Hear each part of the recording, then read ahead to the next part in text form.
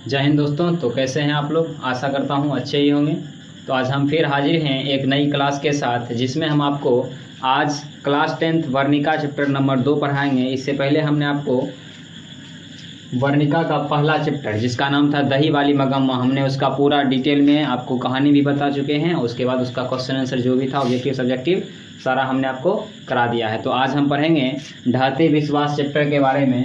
सबसे पहले हम लोग जानेंगे उस चैप्टर की तरह ही कवि के बारे में। कवि जैसे ही जान लेंगे उसके बाद कहानी को हम आपको डिटेल में बताएंगे। तो देखिए, सबसे पहले यहाँ पे बोल रहा है कि ढाते विश्वास के लेखक कौन है। आपसे क्वेश्चन पूछेगा कि ढाते विश्वास कहानी के लेखक कौन है। तो बाबू याद रखना, ढाते विश्वास कहानी के लेखक जो हैं सात कोरी होता है। क्या नाम है?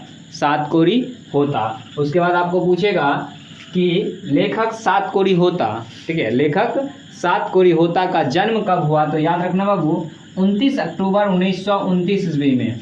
कब हुआ था? 29 अक्टूबर 1929 ईस्वी में इनका क्या हुआ था? जन्म हुआ था। ठीक है, देखो याद करने में कितना अच्छा तरीका है। 29 बीच में आराम से 19 रखोगे, आराम से दोनों बगल हो जाएगा, यानी 29 अक्टूबर 1929।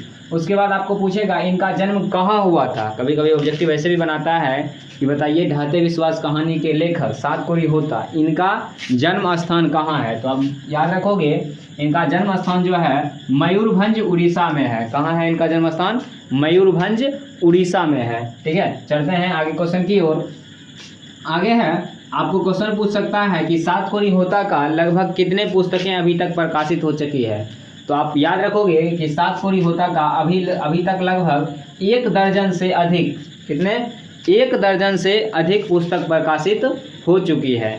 इसके अलावा क्वेश्चन आपसे पूछेगा कि बताइए, जैसे देखो बाबू, ये ढाते विश्वास कहानी जो है ये किस भाषा से है? तो उड़िया भाषा की है, यानी ये उड़िया भाषा में लिखा गया था। और हम लोग पढ़ रहे हैं किस में? हिंदी में पढ़ रहे हैं। तो इस कहानी को हिंदी में अनुवादन करने वाले एक कवि हैं जिनका नाम है, देखिए, राजेंद्र प्रसाद मिश्र। तो आपको पूछेगा कि ढाते विश्वास कहानी को हिंदी में अनुवादन किसने किया था। तो क्या याद रखोगे? राजेंद्र प्रसाद मिश्र। आगे बढ़ते हैं, तो बोल रहा है ये कहाँ से लिया गया है। ठीक है, ये कहानी जो है कहाँ से लिया गया है। तो ये कहानी याद रखिएगा, विभूति प्रकाशन दिल्ली से लिया गया है। एक तो बुक का नाम ही है, बुक में कोई शीर्षक होगा उसी का नाम है, उसी से कुछ पंक्ति लेकर इसमें क्या किया गया है? दे दिया गया है, जिसमें हम आपको भी पढ़ाएंगे। ये कहानी असल में है कौन सी भाषा में? तो उड़ीसा में है, लेकिन इसको हिंदी में अनुवादन किसने किया था? तो डॉक्टर राजेंद्र प्रसाद मिश्र ने। इनके लेखक सात कोरी होता, इनका जन्म 29 अक्टूबर 1929 ईस्वी में। जन्म स्थान क्या होता है? तो मयूरभंज उड़ीसा है। ठीक है,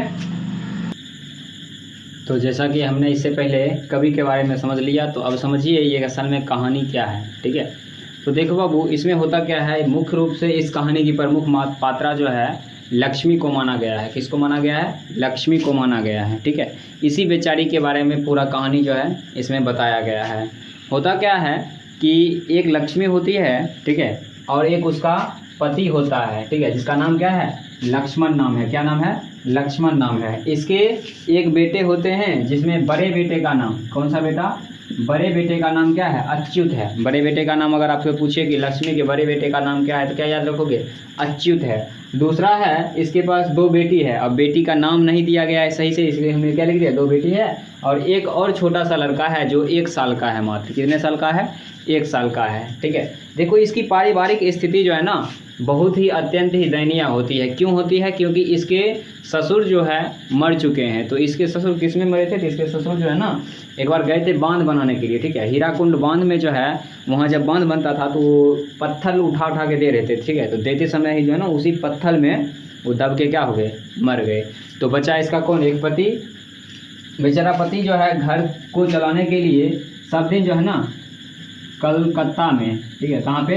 कलकत्ता में काम करता था, जिससे इसकी कमाई से इसका पूरा घर जो है नहीं चल पाता था। ठीक है, जब घर नहीं चल पाता था तो बेचारा क्या करेगा? तब इसकी पत्नी जो थी, ये जो है ना अपने घर को चलाने के लिए एक तहसीलदार साहब थे। कौन थे? तहसीलदार साहब। तो ये जो है ना तहसीलदार साहब के यहाँ काम करके अपने घर को किसी तरह से चलाती थी। अब देखो इसके पूर्वजों ने जो है इसके लिए जो है ना 1 बीघा ज़मीन छोड़ दिया था। कितने बीघा? 1 बीघा ज़मीन छोड़ दिया था। अब उसी ज़मीन में जो है बेचारी खेतीबाड़ी करती थी।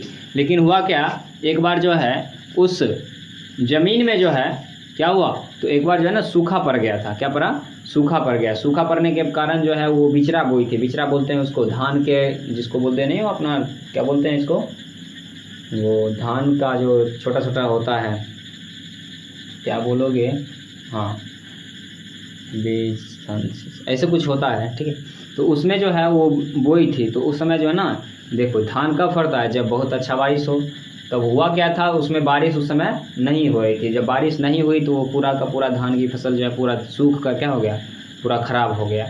जब ख़राब हो गया तो बेचारी का वो पूरा खेत में जो है कुछ निकला नहीं, ठीक है। तो इसने सोचा क्या चीज़, अगले साल जो है ना अच्छा से खेती करके किसी तरह से इसमें से ही निकालेंगे। तो जब अगला साल ये खेती करने गई तो हुआ क्या, उस साल में जो है ना जितना न अधिक वर्षा होने लगा, क्या होने लगा, जितना न अधिक वर्षा होने लगा, जिसके कारण जो है ये नदी का पानी, ठीक है, अधिक बरसात होने का कारण जो है नदी का पानी क्या हो गया, बढ़ गया।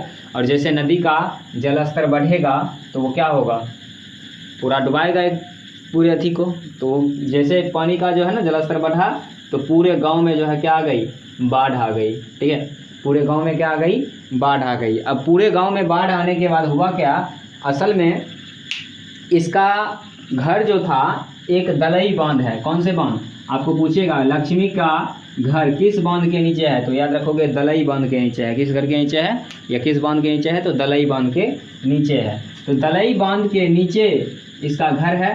और दलई बांध पे चढ़ के अगर आप देखते थे तो इसका घर दिखता था, या इसके आंगन में, इसके घर के आंगन में, किसके घर के, लक्ष्मी के घर के आंगन में अगर आप जाके देखोगे ना तो यहाँ से दलई बांध दिखता था। अब हुआ क्या, ज़्यादा बरसात होने के कारण देवी बांध का पानी क्या हो गया, बढ़ गया। अब देवी बांध का पानी जब बढ़ा तो दलई बांध किस स्थिति में आ गई, तो टूटने की स्थिति में आ गई थी। किस स्थिति में आई, टूटने की स्थिति में आई।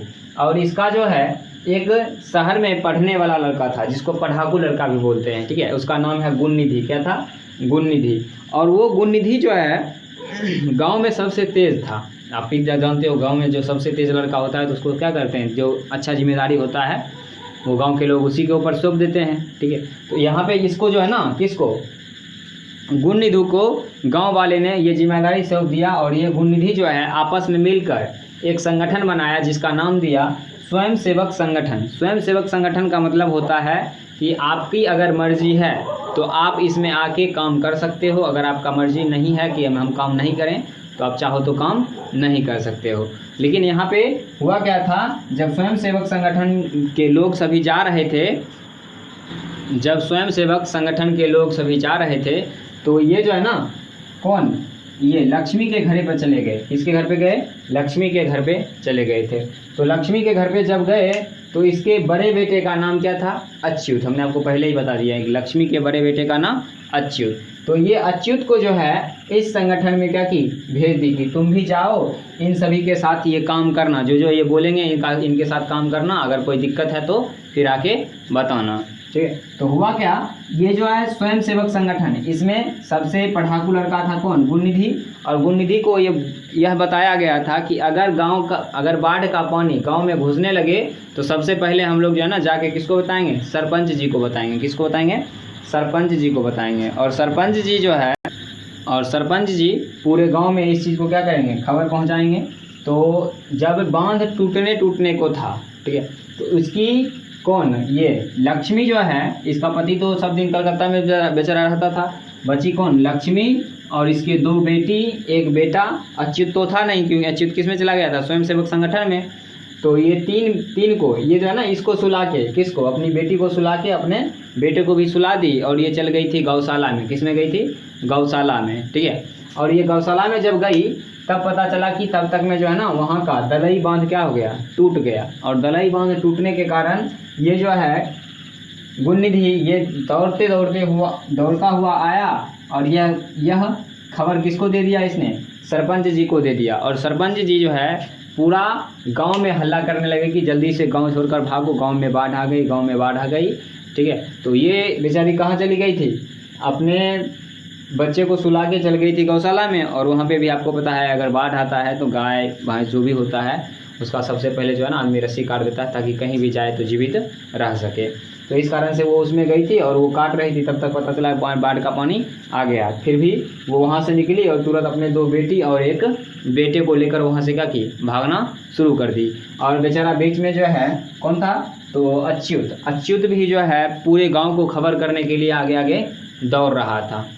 ठीक है, तो जब दौड़ रहा था तो दौड़ते दौड़ते वो भी उसके साथ ही चला गया सबको मैसेज देने के लिए। बेचारे ये अपने 2 बेटी और 1 बेटे को लेकर क्या कर रहे थे, आगे बढ़ रहे थे। और पानी भी आ रहा था। अब देखो बाढ़ कहीं भी आता है तो आपको भी पता है कि हम लोग क्या करते हैं, ऊंचे स्थान पे जाते हैं। तो ऊंचा स्थान यहाँ पे 2-3 था। देखो सबसे पहला स्थान था या तो इसी दलाई बांध पे, क्योंकि टूटता है तो पूरा का पूरा बांध नहीं टूटता, एक जगह पे सिर्फ रास्ता बन जाएगा, लेकिन पूरा बांध तो बचा रहेगा। तो कुछ लोग जो है दौड़ते हुए जो है ना दलई बांध की ओर जा रहे थे। ठीक है, कहाँ जा रहे थे, दलई बांध की ओर जा रहे थे। और वहीं पे एक मंदिर था जिस मंदिर का नाम था कौन सा, चंडेश्वरी का मंदिर। किसका नाम था, चंडेश्वरी देवी का मंदिर या चंडेश्वरी मंदिर। तो कुछ लोग इस मंदिर पे जा रहे थे। और इसके अलावे यहाँ स्कूल, ऐसे बाढ़ का पानी आता था तो सभी लोग स्कूल में जाके छुप जाते थे, तो बाढ़ का पानी नहीं आता था। लेकिन इस बार इतनी ज़्यादा बाढ़ आई कि बाढ़ का पानी जो है स्कूल के छत के ऊपर से बह रहा था। मतलब छत के ऊपर में जो है उसको सबको ठेवना भर पानी हो रहा था। तो बेचारा जाता कहाँ, फिर भी जाके छत पे ऊपर में ही था और किसी तरह अपना कर रहा था। लेकिन जब हुआ क्या, ये लक्ष्मी अपने दोनों बेटी और 1 बेटा के लेके जाग रही थी। तो अपने दोनों बेटी को किसी तरह से इसने तो ऊपर कर दिया। ठीक है, लेकिन बेचारी 1 बेटे को लेकर खुद पानी में क्या हो गई, गिर गई। ठीक है, पानी में गिरने के बाद या पानी में मान लो वो फंस गई, और फंसने के बाद उसको जो है ना आगे जाके एक बरगद के पेड़ से जाके टकरा गई। और जैसे ही बरगद के पेड़ से जाके टकराई और वह क्या हो गई, बेहोश हो गई। अब बेहोश होने के बाद जो है आगे जाके उसी बरगद के किसी डाली पे जाके या वहीं पे जाके वो जो है ना फंस गई थी। मतलब वहाँ से आगे वो नहीं जा पाई। तो जब वहाँ से वो आगे नहीं गई तब जाके जो है वो आगे सोची। अब वो तो वहाँ पे उस समय उसको होश था नहीं। तो सवेरे में जब रौदा होने लगा और पूरा उग गया, तब जाके कहीं जाके उसको जो है ना थोड़ा सा होश आया। ठीक है, जब होश आया तो उसको भी पता है कि मेरा छोटा सा लड़का को भी हम लेकर आए थे। तो वो छोटे से लड़के को जो है ना चारों तरफ ढूंढ रही थी। और वह जिधर नजर डालती थी उधर उसे पता चलता था तो कहीं गाय जा रहा है मरा हुआ, कहीं बकरी जा रहा है, कहीं आदमी है, बहुत से ऐसे चीज़ें। तो बहुत से ऐसी चीज़ें जो थी जो इधर उधर से जा रही थी। तो एक जो है ना छोटा सा लड़का उसके बेटे के ही जैसा 1 साल का ही था, जो उधर से भसता हुआ आ रहा था। और बेचारी वहाँ से टुकुर टुकुर देख रही थी। उसे लगा कि यह मेरा बेटा ही है। तो उसने क्या किया, बरगद के पेड़ से उतर के झट से उस लड़के को लिया और अपने सीने से लगा ली। और सीने से लगाने के बाद भी जो है वह लड़का तो क्या था, मर चुका था। पहली बात तो मर चुका था, दूसरा बात तो उसका अपना बेटा नहीं था। ठीक है, अपना बेटा नहीं होने के कारण फिर भी उसने उस बच्चे को लिया और अपने सीने से लगा के रखा। लेकिन दोनों लड़का तो मरा हुआ था। जब लड़का मरा हुआ था तो उसको सीने से लगाओ, क्या फ़ायदा।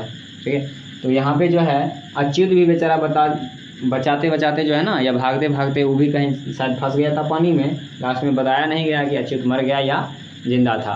तो आपको इस कहानी में जो है मुख्य रूप से एक ही बात को समझना है, क्या कि यहाँ पे एक बार तूफान आया था और एक बार बरसात आई थी। जब तूफान आया था तो तूफान आने के बाद बहुत ज़्यादा बरसात होगी, बरसात जब बहुत ज़्यादा होगी तो बाढ़ आ जाएगी। ठीक है, और एक बार सूखा पड़ा था।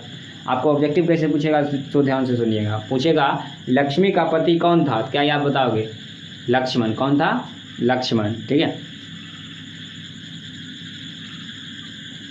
तो लक्ष्मी का पति कौन था, लक्ष्मण। लक्ष्मी के बड़े बेटे का नाम क्या था, अच्युत। ठीक है, अच्युत के अलावे यानी अच्युत के अलावे लक्ष्मी को कुल कितने पुत्र थे, तो 3।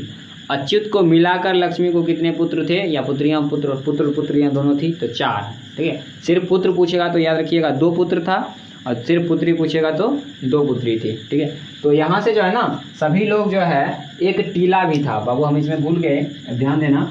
एक टीला भी था जिसको नाम था मदोदधी टीला, मदोदधी टीला। तो देखो आपसे क्वेश्चन पूछेगा कि हाँफते हुए लोग कहाँ जा रहे थे, तो याद रखना मदोदधी टीला की ओर। ठीक है, और यहाँ पे पता है ढाते विश्वास इस कहानी का प्रमुख पात्र क्यों माना गया है, क्योंकि यहाँ पे जो है ना जितने भी इस गांव के लोग थे, ठीक है, इस गांव के जितने भी लोग थे सभी जो है ना इस देवी को मानते थे, जिस देवी का नाम क्या था, चंडेश्वरी देवी। सभी को लगता था कि ये देवी जब तक है तब तक यह इस बांध को टूटने नहीं देगी, ठीक है। लेकिन हुआ क्या, इसके ठीक विपरीत हुआ और तभी से जो है ना लोगों को इस चंडेश्वरी देवी के प्रति विश्वास कम हो गया। इसके लिए इस चैप्टर का नाम क्या रखा गया, ढहते विश्वास, ठीक है। तो आपको पूछेगा कि हाँफते हुए लोग कहाँ जा रहे थे, तो मधुबनी जिला की ओर चंडेश्वरी मंदिर पे कुछ लोग चंडेश्वरी मंदिर पर भी गए थे, या पूजा किसका करते थे, चंडेश्वरी देवी का। लक्ष्मी का घर कहाँ था, तो दलई बांध के नीचे था, ठीक है। और शहर से पढ़कर कौन आया था, गुणनिधि, ठीक है, या पढ़ाकू लड़का कौन था, गुणनिधि। अच्युत किसके बेटे का नाम है, तो लक्ष्मी के बेटे का नाम है। इसके अलावे लक्ष्मी कहाँ काम करती थी, तो याद रखना तहसीलदार के यहाँ। और जब बाढ़ आती तो बाढ़ के आने की खबर किसको देना चाहिए था, सरपंच जी को, ताकि सरपंच जी पूरे गांव में उस चीज़ को क्या करे, बता सके। तो इतना ही आपका ये पूरा कहानी है, ठीक है। तो इसमें मेरे ख्याल से कुछ छूटा नहीं है। तो अगले क्लास में जो है हम आपको इसका ऑब्जेक्टिव और इसका क्या करा देंगे, सब्जेक्टिव करा देंगे, ठीक है। तब तक के लिए जय हिंद।